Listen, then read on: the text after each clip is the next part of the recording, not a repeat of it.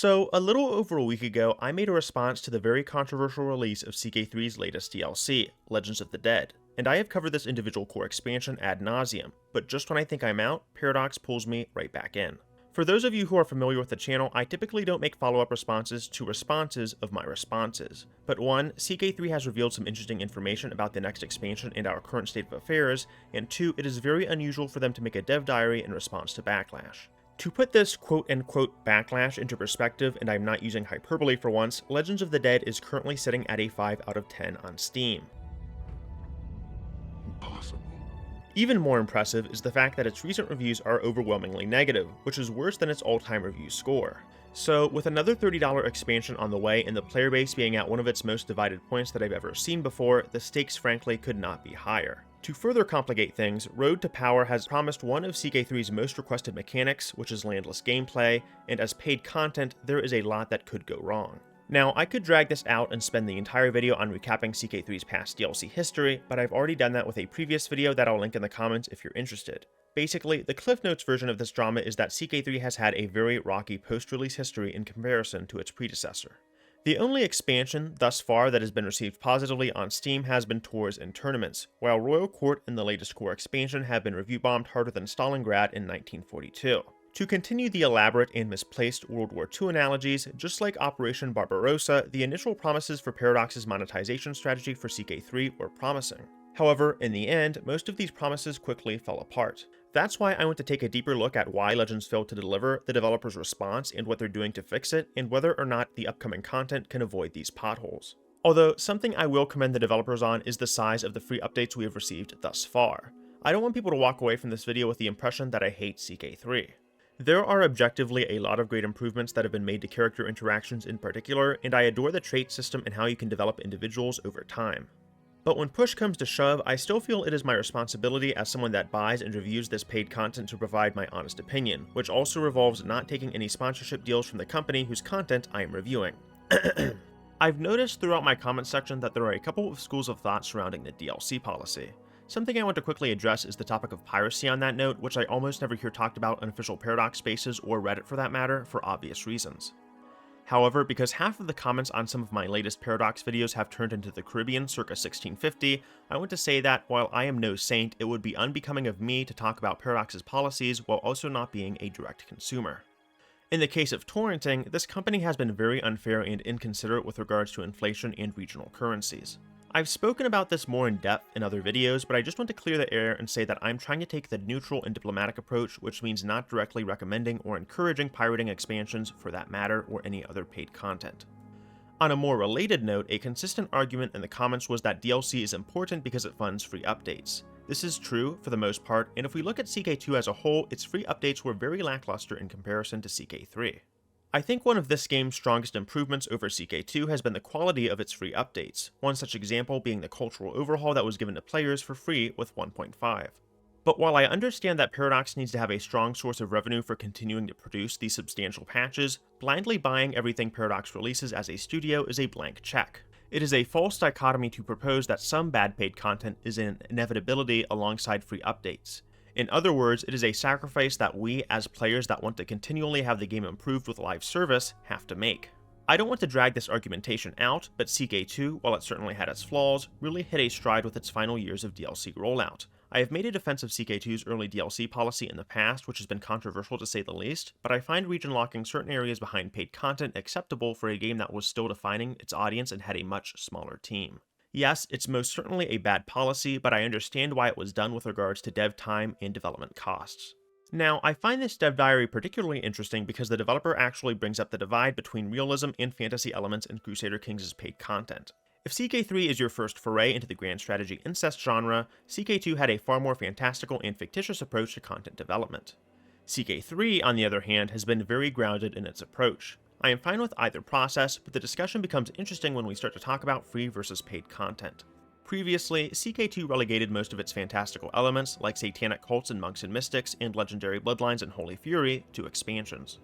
The developer directly addresses this by talking about the difference between bloodlines and legends. Like most things in CK3, legends were intended to be more realistic, as in not being able to summon 30k legions from the middle of nowhere because you forged documents claiming descent from Alexander the Great.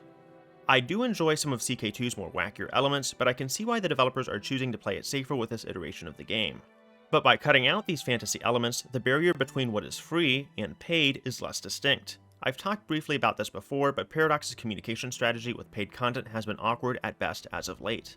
And this is something that they very much acknowledge in this dev diary. CK3 isn't the only franchise that has had communication issues. A few of Victoria 3's content packs, like Voice of the People, received flack for its rollout, with the agitator system that was supposed to be locked behind the DLC being made mostly free, thereby leaving confusion as to the actual value of the remaining paid content in the first place. There are a few other examples I could talk about, but the gist is that CK3 had limited dev diary coverage discussing how Legends of the Dead worked in relation to the base game, which led to a lot of speculation involving legend formation. In contrast, Royal Court had a truly exhaustive amount of dev diaries that dragged out the release of the expansion in my opinion. The developer says that they plan to return to being a detailed filled behemoth, and I quote that exactly. Honestly, I disagree with this approach. Players should know what the content they are paying for ahead of time consists of, but to cover it to the point where we know every single piece of content in minute detail is a bit excessive. Again, I feel like we find ourselves in this dichotomy of one or the other, when finding a middle ground between the two shouldn't be that difficult. We 100% need to know how different landless gameplay is and where it fits into the gameplay loop, but there doesn't need to be a dev diary laying out every event window and interaction that you'll come across. Speaking of which, pop-up windows have been a huge complaint as of recent with Legends. This spills into the larger discussion of Empires having too many events to deal with, let alone having to manage pointless court intrigue, but the developers are trying to tone down plague frequency and pop-up windows. Apparently window spam was caused in part due to a bug with a lack of cooldowns, but it's pretty crazy to ignore such a disruptive issue without applying a hotfix quickly. Plagues were the central feature of the last free update after all, but there was a lot of inconsistency with disease severity and amount, which has been adjusted. Now, the event occurrence for plagues has been cut nearly in half, the AI is smart enough to seclude regardless of most character traits, and the spawn rate has been tuned down. All great fixes. Legends, on the contrary, have been a lot more difficult for the developers to pin down for a number of reasons. First, players and myself included seem to be under the impression that they would last far longer than they actually do in-game, and that they would be a dynamic and evolving tale that each member of the dynasty contributed to, sort of like how Renown functions as a mechanic. Due to poor communication, Legends felt like they were a spiritual successor to Bloodlines. In fact, the same person who worked on Legends also worked on Bloodlines for Holy Fury and CK2. Having a unique bloodline allowed you to differentiate your dynasty from other characters. They may have been just simple modifiers from a more cynical point of view, but often, players had to pursue great adventures or fulfill a variety of conditions for the chance of obtaining one. Unique bloodlines, although some could be cheesed and not all were created equal, gave players more player agency. Legend seeds contrast this in all of the wrong ways. Anyone can have a legend if they build enough prestige, and they fizzle out all too quickly. It doesn't make sense that one of your key family legacies is doing something like founding a new dynasty or sacking Rome, and your courtiers forget about it in less time than it takes for a medieval peasant to die from smallpox. Ironically, legends feel like they get weaker as time progresses, which is the exact opposite of what you want to happen. Believe it or not, I actually play the games that I cover, and I wanted to provide a more concrete example of this. I tend to enjoy playing in Norway since it is easy to go from count to king, and raiding England is all I ever think about in my free time. But despite my achievements thus far, most of the actual legends offer very generic bonuses, with no connection to any achievements as Jarl. But I'm not just disappointed because this mechanic fizzles out quickly and has little unique identity, like Gothic Legends. It seems like outside of a potential revisit, who knows how far into the future, there isn't going to be a big change to Legends as a concept. The developers said they wanted this to be true to history, and that the blame actually lies with how they communicated it, but that is only half of the story. At least on my end, I assumed Legends were going to be an evolution, a step above how Bloodlines functioned in CK2. And sure, while that is in part an issue with communication, it's also an issue with pricing.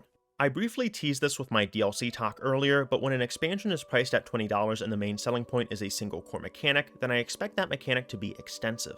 We continue to run into this paid content strategy where there are 1 to 2 centralizing features, but they are poorly implemented or lack a basic level of QA testing. This is becoming an increasingly larger problem with Crusader Kings 3 in particular, and I have to wonder if the developers don't have enough time.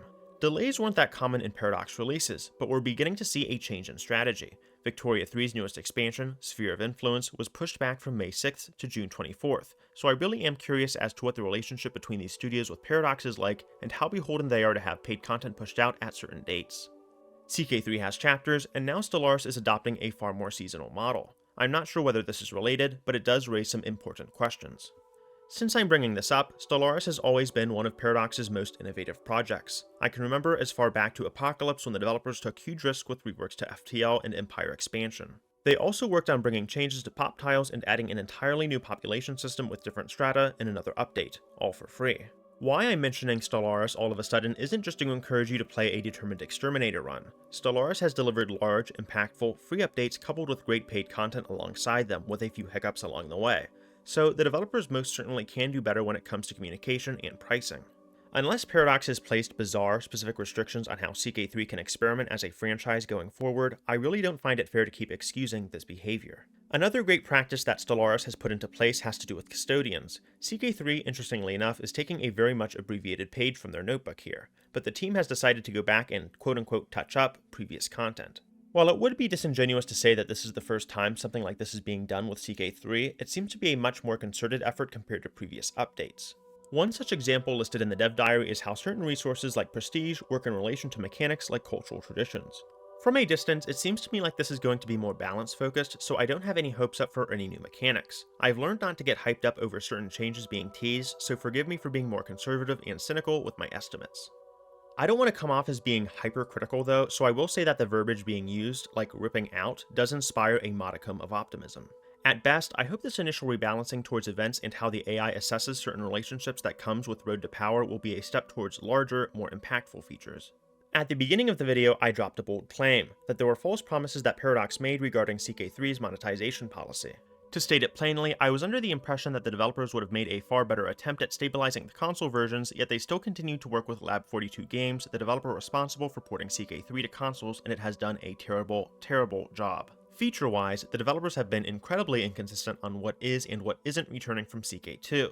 I think it's very clear that we won't be getting cults again, but when we do get returning paid content, it is locked behind a paywall like many of the old gods features for Norse characters, or heavily modified in the form of legend seeds. The latter is far more easily justifiable, but there really needs to be clearer messaging and communication. To continue on this point, there is a part of the dev diary where the developer talks about free versus paid content directly. I don't really have a problem with the ratio of free to paid content, and I still believe that a $20 DLC could have been justified for the sole feature of Legend Seeds, and even $30 for Royal Court, but all of this lies with the actual quality of the paid content we are receiving. I know I'm beating a dead horse here, but one of the reasons that the launches for these expansions were so bad is because there was a lack of testing and oversight. There's a specific quote that reads, "That said, while Roads to Power is going to have plenty of free systems, it will definitely lean more towards having paid features than Legends of the Dead did." The amount of paid versus free features was never the issue in the first place. It was the actual size of these features and how they were implemented. The throne room as a selling point was interesting because it allowed you to interact with your courtiers and display artifacts you've acquired across your character's journeys. In practice, interacting with them is tedious because they come in the form of pop-up spam. I think we're also having the conversation of DLC bloat in regard to making characters overpowered because of very similar reasons, a lack of foresight.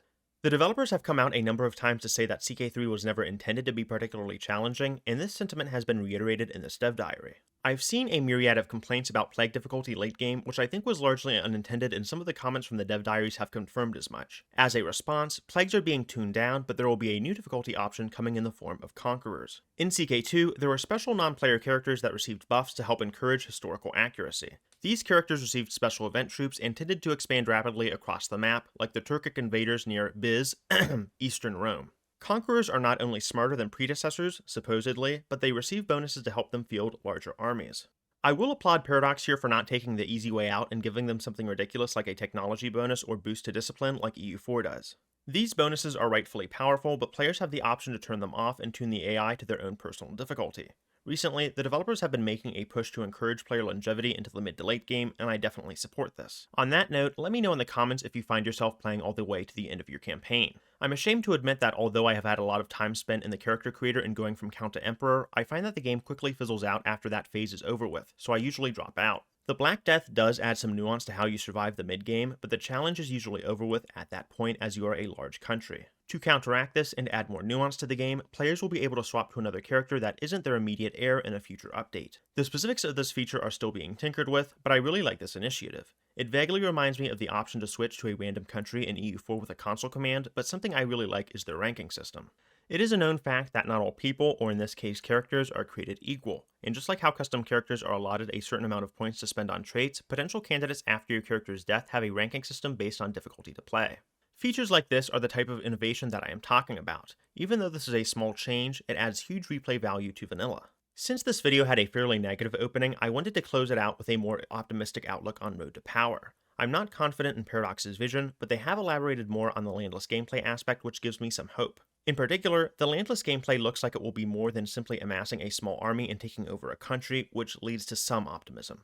There is a large emphasis on travel when describing how landless gameplay will work, and I think that's a given, but my biggest wish is that these adventurers expand on custom character gameplay.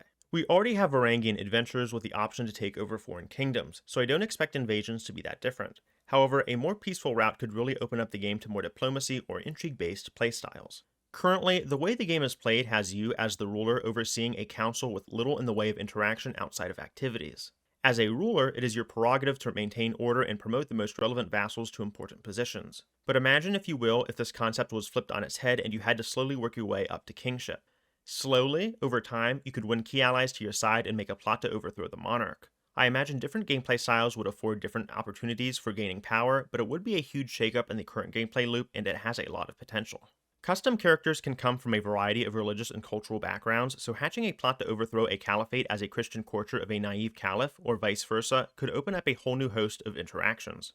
Perhaps you are playing as a band of Avar mercenaries with a plan to take over your Hungarian overlords from within and unite Carpathia under one banner. This is all speculation, but the sky truly is the limit here if players are given the chance, and if Paradox is creative enough. Another big change that is coming with Road to Power is a new start year, 1178. This follows the decline of Eastern Rome after several crusades and puts its rulers in a much more precarious position than prior start dates. I'm not typically a fan of adding new dates to the game because I believe that it adds more for the developers to balance and can make certain content packs obsolete, like the Struggle and Intermezzo, but I understand why this was done. Currently, 867 and even 1066 are fairly safe start dates for Greece. When you have a massive empire that covers almost all of Anatolia and most of southeastern Europe, it can be harder to make things dynamic without it seeming forced. 1178 is both a far more interesting time for that part of Europe as a whole, and it is closer to when primogeniture becomes widely available. I think by being placed straight into the mid-game, the developers have a better window to implement late-game content without having to rely on players' patience. But let me know if you like the idea of a new start date and what your hopes are for Imperial mechanics. Lastly, I want to talk about the new estate feature that was teased. The screenshot that we see here displays a Greek family estate, and these are representative of entire dynasties with a house head deciding what goes where. These estates are available to all characters, but I hope the developers manage to provide impactful features without making them a micromanagement hell. There's also a lot of potential interactions with renown, heir education, and dynastic legacies, since this involves player families, so hopefully CK3 delivers on this front. So with all of that said, this has been one of my longest CK3 videos to date, so I don't want to delve too far into speculation territory. If you made it this far into the video, thanks for staying with me to the end, and let me know what you think of where CK3 is at the moment. I was planning on taking a siesta from CK3 for a while, but this was simply too big of a response to ignore, and a few viewers asked me to throw my hat into the ring, so I did. To further that end, if you want to see other games covered, let me know in the comment section as well. I try to keep both of my commentary and topics that I cover balanced and diverse, but sometimes I fall off the tracks. Thank you guys so much for watching, have a great rest of your day, and I hope to see you in the next video. Peace.